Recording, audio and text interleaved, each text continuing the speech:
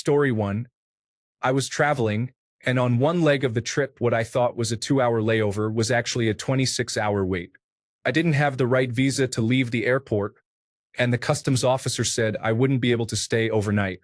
So I asked him if I could buy a visa anywhere at the airport. He gave me a price, but it was in the local currency, and I didn't know the exchange rate. The automated teller machine would only dispense United States dollars for an American card, so I took out $100 and went back to the desk. I handed the customs official the money and asked, "Is this enough?" It wasn't until I saw him put it in his pocket before stamping my passport that I realized I had just paid a bribe. Story 2. I helped myself to the candies that were in bins at grocery stores, the ones where you had to scoop into a bag. I was like 10 and thought those were candy samples. Story 3. Used to buy single cigarettes from a corner store all the time when I was in high school. I went to a different store once, asked for 2 Newports, the clerk set down 2 packs, and I set down 50 cents. We were both very confused. Turns out selling single cigarettes is a big no-no. Story 4. I took what I assumed was a free mint chocolate from a bowl at the pay station of a Mexican restaurant. After we had left, my then-boyfriend kindly pointed out to me that those were 25 cents each and started laughing at how I just nonchalantly took a piece. I asked him to turn around so I could pay, but he didn't, saying not to worry about it. I went back the next day to give them their quarter, and the manager thought it was really funny. He said it happens all the time, but no one had ever returned to the scene of the crime to admit guilt and offer retribution. Story 5. I passed my driving test on a Wednesday, bought a car on the following Friday, and was commuting to work on the motorway by the following Monday. All good. Fast forward several years. I had to use my car's logbook for something.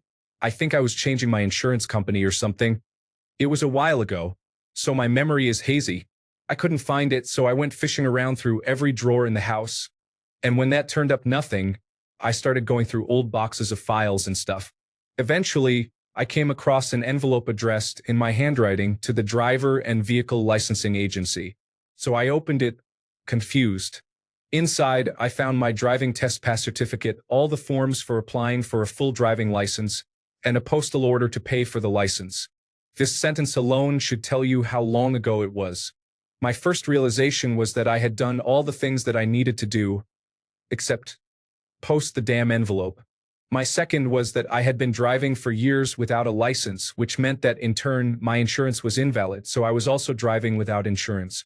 Both of these are very much illegal in the United Kingdom. I phoned the Driver and Vehicle Licensing Agency straight away and explained what had happened.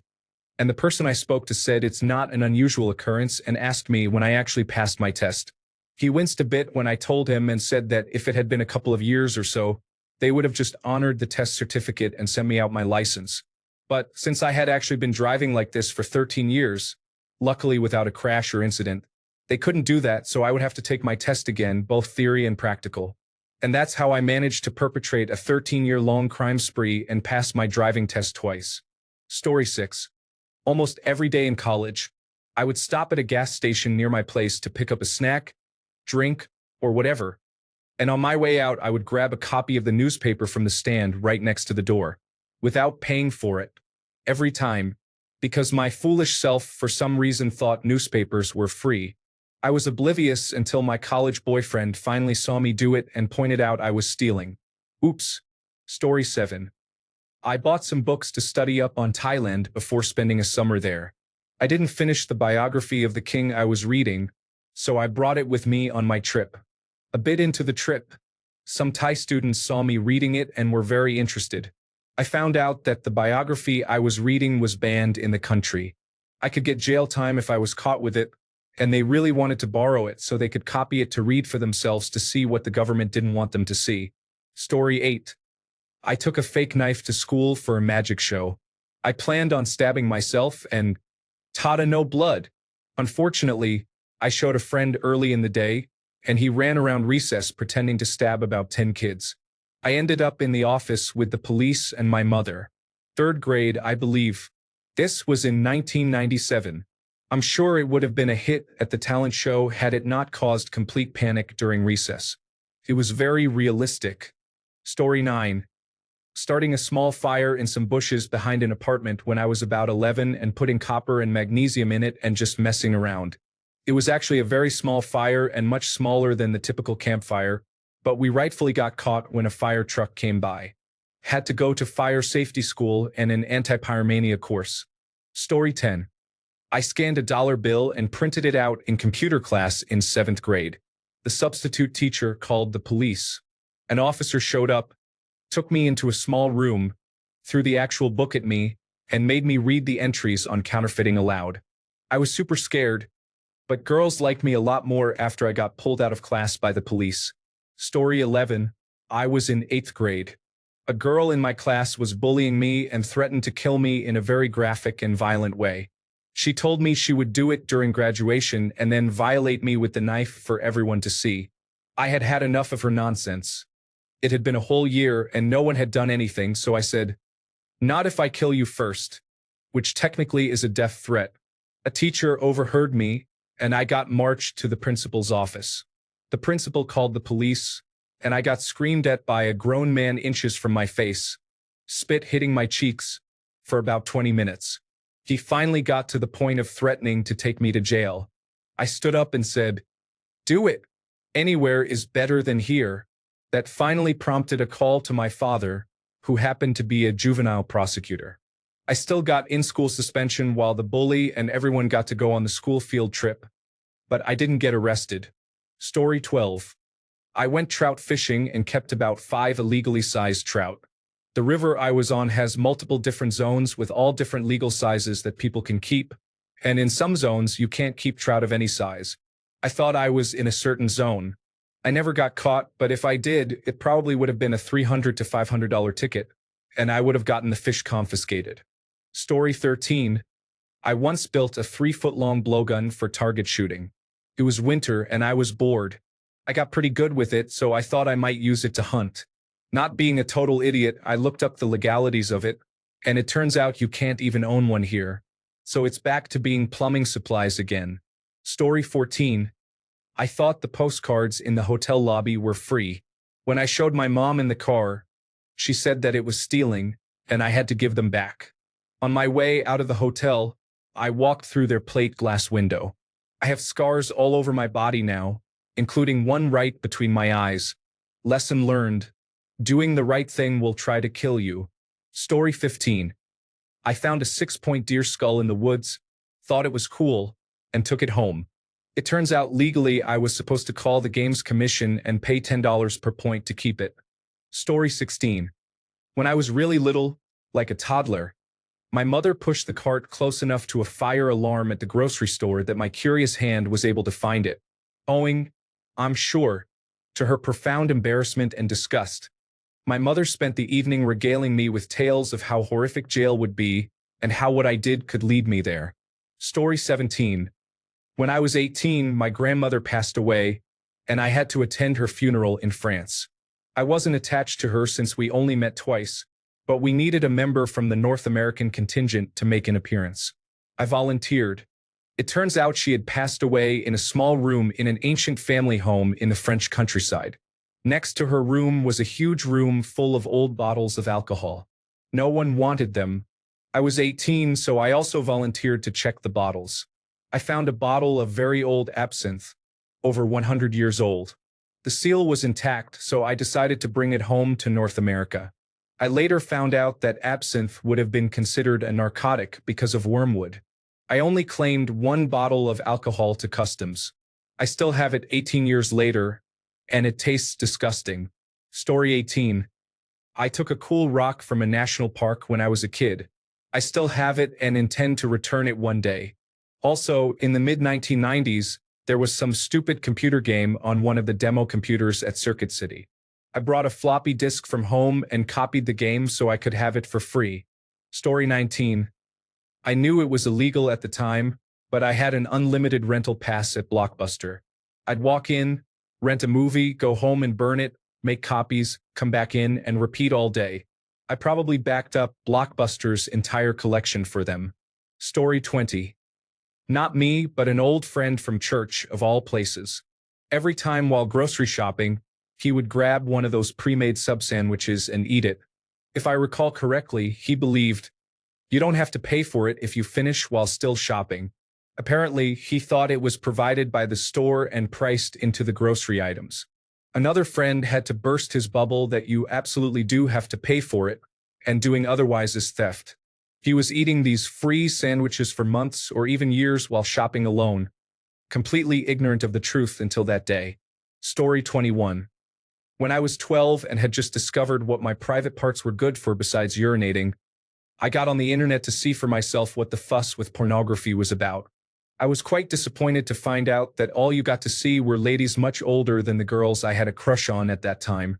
The following internet search was luckily not fruitful. Otherwise, we might have gotten a visit from the police. Story 22. When I was in college and should have been old enough to know better, I sold my used car for another used car. I just swapped my old license plate to my new car, thinking that the fees I paid were attached to the plate, not the car.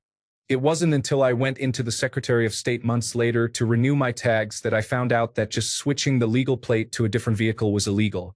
Story 23. Apparently, it's illegal to transport weed over state lines, even if it's legal in both states. I also used to check compact discs out from the library, copy them onto my computer, and then put them on my iPod. I didn't know that wasn't technically legal until I mentioned it to the librarian. He told me it's illegal. We had a laugh about it, and he sent me on my merry way with a bountiful harvest of free music. Librarians are really cool. Edited to add. Not me, but my very gay roommate accidentally picked up a prostitute once, thinking she just needed a lift somewhere. Story 24. Not me, but my friend would bring new umbrellas every now and then as if he is making a collection. One day, my roommate asked him why he would buy so many umbrellas, to which he replied, "No, I get them from the bank. They are free." Story 25. I put eye drops in the sauce of my leftovers because I was tired of my leftovers being stolen. It turned out it was the doctor who owned the practice I was working at the time. He felt terrible and fell asleep at his desk between patients that day, and he never ate my lunch again. We never talked about it, my manager never spoke to me about it, but a couple of coworkers knew what had happened. I looked it up afterward and was shocked at just how bad things could have ended and how lucky I got that he wasn't seriously injured or hurt. Apparently, ingesting eye drops isn't just a throw-up like Ipecac, as it had been portrayed in the movies. It can cause serious heart issues and low blood pressure, among other issues. Ingesting eye drops is potentially fatal. Do not poison your food or others' food with them. It's not funny, and it's not a joke. I wish I hadn't done it and would not do it again. I made a serious mistake as a teenager that could have followed me around for the rest of my life had things gone even slightly differently. Story 26. I picked up a seagull. He was so calm. Couldn't believe it. He just let me pick him up. Turns out that's illegal. Do not pick up seagulls. Leave them alone. Story 27. Paid $6 for $100 worth of fabric at Walmart self-checkout. Was new to sewing and didn't realize you take the cloth to a counter to be cut and pay by the yard. Picked up the whole thing and put it in my cart. Story 28. So, I possibly committed mail fraud. My mother wanted me to apply to colleges that were local so I couldn't move away. I absolutely did not want to stay home and go to the local Christian community college or the local party college. This was in 2007, so no online colleges as far as I knew then. I paid my friend to send in his applications to those colleges way early, knowing his qualifications were lacking.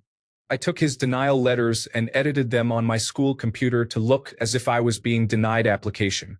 I copied the envelopes and put my name and address on them and put postage on them. Then I paid a different friend with a car to drive to the other colleges and throw the letter in the outgoing mail from those schools' on-campus post offices. I applied to the colleges I wanted to go to and was accepted with scholarships. The real and fake letters came in on the same day. I didn't realize it was mail fraud until my therapist pointed it out recently by saying, "You were so desperate to escape your mother, you'd risk going to jail." And I was like, oh, that was illegal? Shit. For legal purposes, all likenesses to people both living or dead are unintentional, and the events taking place in the above story are fictional. Story 29. When I was in middle school, My dad would give me $20 a week for lunch. I was rarely hungry at lunch, so I ended up saving the money. One day, someone asked to borrow $1 to buy snacks and said they'd pay me back with a quarter as interest the following week. I agreed, and it became a regular thing. Before I knew it, more people were quietly borrowing money from me and paying me back. And it kind of snowballed to the point where even teachers borrowed money from me once in a while. During this period, I mentioned to my friends that one or two people who had borrowed from me often were avoiding me because they couldn't pay me back. Someone offered to collect the money for me if they could keep some of what they got. Sounded like a good deal, so I agreed. I eventually stopped doing it because I felt like people were only using me for my money. I tried to reinvent myself when I started high school. Years later, I realized that I had inadvertently been a loan shark.